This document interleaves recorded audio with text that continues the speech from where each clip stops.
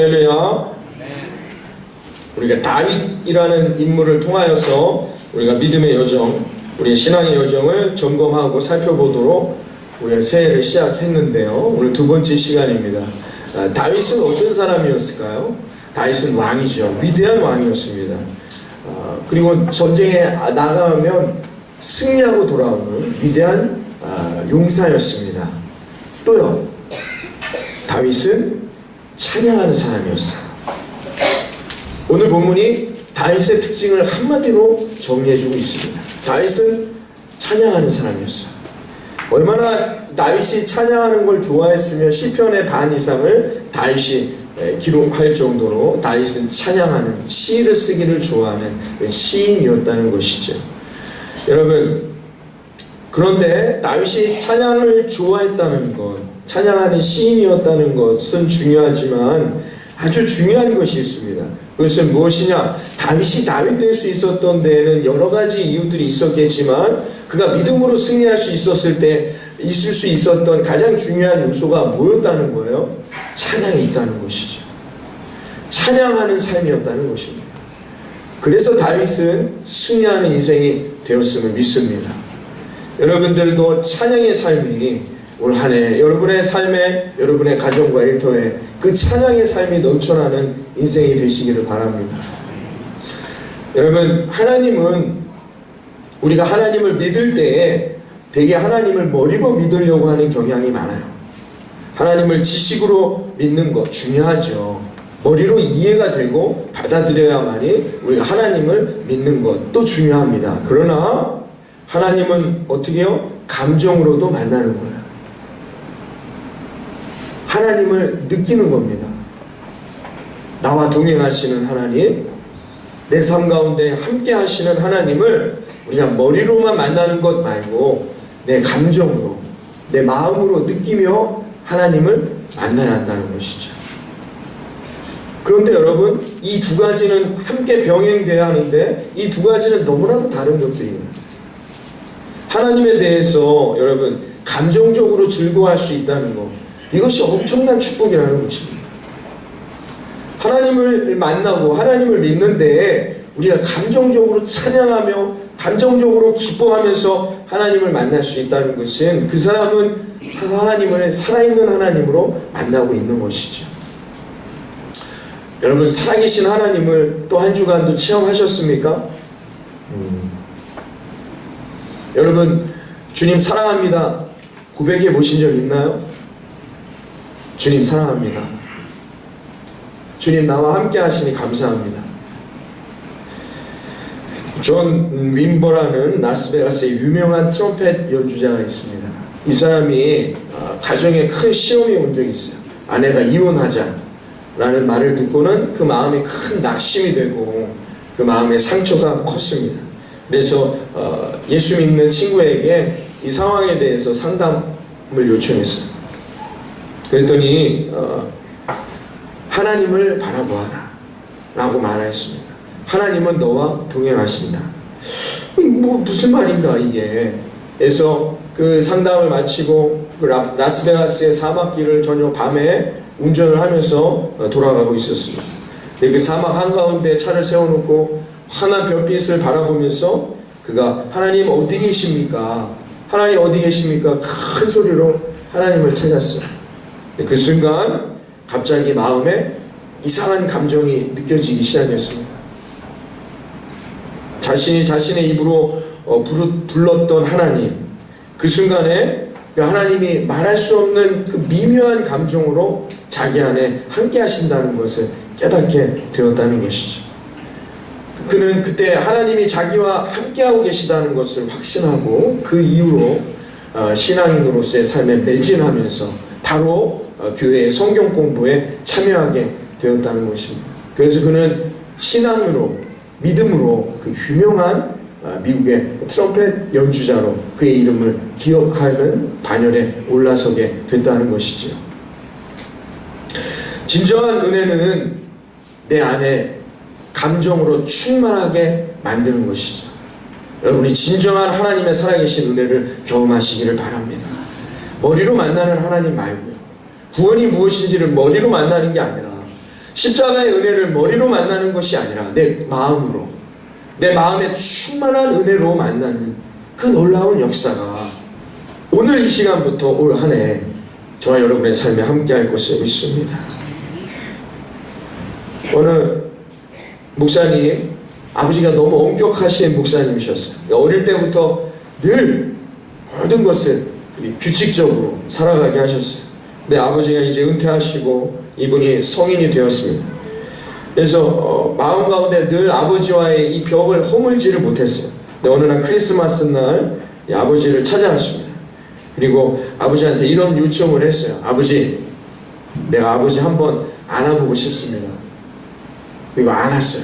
아버님을 안아드리고 아버지 사랑합니다 라고 이야기하자 평생 한 번도 자식 앞에서 눈물을 보여본 적이 없는 아버지, 눈물을 흘리면서 아들아, 나도 너를 사랑한다 라고 고백했다는 것이죠.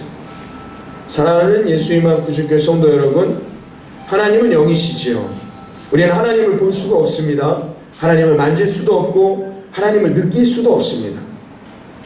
그러나 우리가 하나님을 만날 수 있는 방법이 있다는 거예요. 하나님과 경험하고 하나님의 살아계심을 우리가 체험할 수 있는 우리의 방법이 있다는 것입니다. 그것은 무엇일까요? 우리 안에 있는 감정이라는 것이죠. 그러므로 여러분, 우리가 하나님과 교제할 때의 음악, 오늘도 우리 유학 중에 계신 우리 솔리스트 아름다운 찬양 해주셨는데요. 찬양은 하나님과 교제에 있어서 아주 필수적인 중요한 것입니다. 성도가 찬양에서 은혜를 받을 때 그 사람은 신앙의 깊이가 하나님을 만나는 순간으로 들어가는 것이죠. 앞에서 아무리 아름다운 찬양, 은혜로운 찬양을 해도 내 마음에 아무런 감정이 없는 사람은 아직 하나님을 깊이 있게 만나지 못하고 있는 것입니다. 저는 군대에 입대하기 전까지 주일 예배 시간에 제일 싫은 게 찬양 시간이었어요. 자, 오늘 찬송과 함께 찬송합니다 해서 몇 장을 함께 찬송합니다 할 때 4절 있으면 확 짜증이 나기 시작해요. 아우, 4절까지 불러야 하네. 어쩔 때 5절짜리가 나오면 일단 밖에 나가고 싶은 마음이 막 듭니다. 군대 가기 전에 그랬어요. 그리고 그때 당시에 이제 최덕신 주찬양이라는 아주 그런 찬양이 유행했어요. 그럼 막 앞에서 그렇게 뜨겁게 찬양하면 은혜롭게 찬양을 인도하는 사역자님들을 볼 때마다 짜증이 나기 시작하는 거야. 자, 우리 다 함께 손을 듭시다. 왜 손을 들어야 되나? 왜 손을 들고 찬양하라고 하나? 또 안 들 수도 없잖아요. 그래서 군대에 입학을 했다. 군대를 입대했습니다. 군대를 입대해서 훈련소 6주 훈련을 받잖아요. 첫 주 훈련을 받았어요. 엄청나게 고생. 첫 주 훈련이 끝나고 저는 그런 활동이 있는지도 몰랐어요. 주일이 됐는데 주일 아침에 이제 오셔서 우리 훈련 받는 생원들에게 우리가 196명이었습니다. 제가 163번 훈련병이었어요. 얼마나 힘들었으면 아직도 기억하고 있겠습니다. 근데 우리 196명에게 종교활동을 가라는 거예요. 그래서 뭐 불교 갈 사람 뭐 자유롭게. 그래서 저는 기독교인이니까 기독교를 갔어요. 제가 28살이었습니다. 28살. 우리 성도님 중에 또 우리 아들 이번엔 요즘엔 좋아요. 군대 어디로 오라고 이렇게 이런 것까지 안 나와요. 28살로 간대요. 28사 태풍부대. 그 거기 훈련관이 있는데 거기가 이제 예배당이 되는 거였어요. 그래서 들어가는데 그때 이제 한참 그 주찬양 노래였는데요. 그 찬양이 흘러나왔는데 제가 몇 번 말씀드렸죠. 나 어느 날 외로워서 눈물로써 아뢰일 때 주님께서 나의 맘 아시고 위로하여 용기 주네. 평화의 노래라는 노래였어요. 이 주제가요. 그 태풍 기독교인들의 그 주제가요. 그 노래가 막 흘러나오는데 제가 눈물을 막 흘리기 시작했습니다. 찬양을 싫어하는 4절만 돼도 막 머리에서 짜증났던 제가 그 찬양의 노래가 흘러나오는데 막 눈물이 막 나기 시작하고, 또 군인이니까 옆에 친구한테 눈물 흘리는 거 이런 거 보면 창피하잖아요. 근데 어떡합니까? 눈물이 나는 거. 안 들키려고 제가 조심하면서 안 울려고 하는데 자꾸 눈물이 나는 거예요. 하나님이 찬양으로 제 마음을 위로하시며 그 찬양으로 제 안에 들어오셨던 순간을 경험했던 적이 있습니다. 다윗의 찬양의 특징은 뭔지 아십니까? 그가 왕이 된 다음에 인생이 잘 될 때 기뻐하며 노래한 게 아니에요. 다윗은 언제요? 지금 아무도 주목하지 않을 이때에, 아무것도 아닌 존재였을 때. 지금 다윗이 불려왔어요. 사울에게. 어디서 불려옵니까? 양치다가, 광야에서. 그게 다윗의 찬양의 특징입니다. 힘들고 어려울 때, 아무도 자기를 인정해 주지 않을 때, 고난 같은 어두운 광야 같은 길에서 다윗은 찬양으로 하나님을 만났고 하나님과 동행했으며 하나님의 위로를 경험했던 것입니다. 그것이 다윗의 능력 있는 찬양의 음성이 된 것이죠. 우리는 찬양을 기쁠 때, 성공했을 때, 모든 것이 잘 됐을 때 하는 것이라고 생각합니다. 그런 찬양은 능력이 없어요. 그런 찬양은 아무리 내가 스킬이 좋고 아무리 많은 것을 배웠고 아무리 많은 지식을 갖고 노래한다 해도 사람들의 마음에 은혜가 되지 않아요. 그러나 내 안에 고난과 광야와 같은 인생에서 만난 그 찬양은 여러분의 삶에 놀라운 힘이 되고 여러분의 삶에 놀라운 은혜가 되어질 것을 믿습니다. 여러분 생각해 보세요. 다윗이 혼자 광야에 있습니다. 뭐 그렇게 감격할 은혜가 있습니까? 외롭고 춥고 두렵고 무서운 곳이 혼자 떨어져 있는 광야에서의 삶이 아니었을까요? 그러나 그는 그 광야의 길에서, 외롭고 춥고 힘들고 두려운 광야의 길에서 다윗은 하나님을 만나는 믿음의 눈이 있었다는 것이죠. 사랑하는 성도 여러분, 이것이 믿는 자들의 찬양의 특징입니다. 우리가 예수 그리스도를 인하여 참구원을 받았음을 깨닫고 그 감격한 은혜, 그래서 하나님 나와 동행하신다는 그 은혜를 날마다 경험하는 자는 찬양이 흘러넘치게 되어 있습니다. 이것은 성공했기 때문에 얻는 찬양, 기쁨의 노래가 아닙니다. 그것은 그냥 어떤 순간에도 내가 하나님과 동행하고 있다는 것을 깨닫는 자들의 구원의 감격의 노래인 것. 고통당하며 죽어갔습니다. 그러나 그때 그들은 웃으면서 죽음을 맞이했습니다. 어떻게 이럴 수 있었을까요? 그들은 찬양했기 때문입니다. 그들이 죽음으로 끌려갈 때 그들은 하나님 앞에 찬양했습니다. 그 찬양의 노래들을 가지고 그들은 승리했습니다. 우리가 함께 불렀던 만복의 근원 하나님, 이 찬양이 그 초대교회들, 하나님을 믿는다는 이유로 사지가 절단되어지고 사자밥이 되어지고 십자가에 죽어갈 때 그들이 힘차게 불렀던 찬양이었습니다. 그들은 그래서 죽음도 이겨내는 평안을 얻게 된 것이죠. 사랑하는 성도 여러분, 하나님을 찬양하는 것이 우리의 삶의 즐거움이 되어지는 인생이 되기를 바라겠습니다. 찬양이란 철저히 하나님 중심으로 살겠다는 믿음의 방식인 것이죠. 우리가 하나님을 찬양하는 것은 어떤 좋은 결과를 얻기 위함이 아니라 오늘도 하나님 나와 동행하심을 깨닫기 때문입니다. 그런데 그러하면, 그렇게 하나님을 찬양하며 살아간다면 하나님 그 길을, 그 인생을 실패의 길로 인도하는 것이 아니라 승리의 길, 구원의 길, 응답의 길로 인도하신다는 것입니다. 시편 37편 4절에 말합니다. 여호와를 즐거워하라. 그리하면 그가 너의 마음에 원하는 모든 것을 다 들어주시리라. 여호와를 찬양하십시오. 여호와를 즐거워하며 다윗과 같이 여러분 앞에 달려가기를 바랍니다.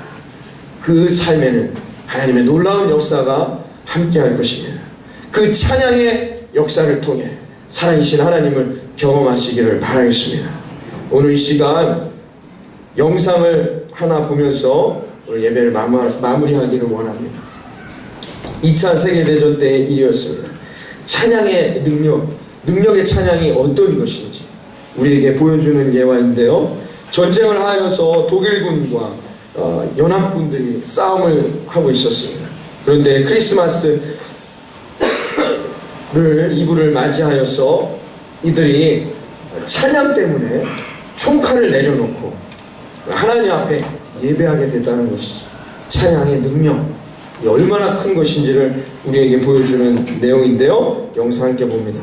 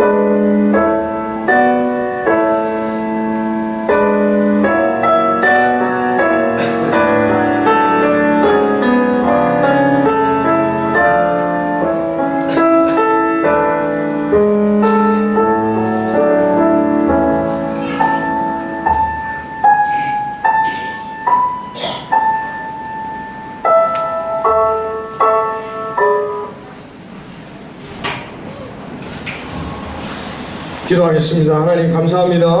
우리의 삶에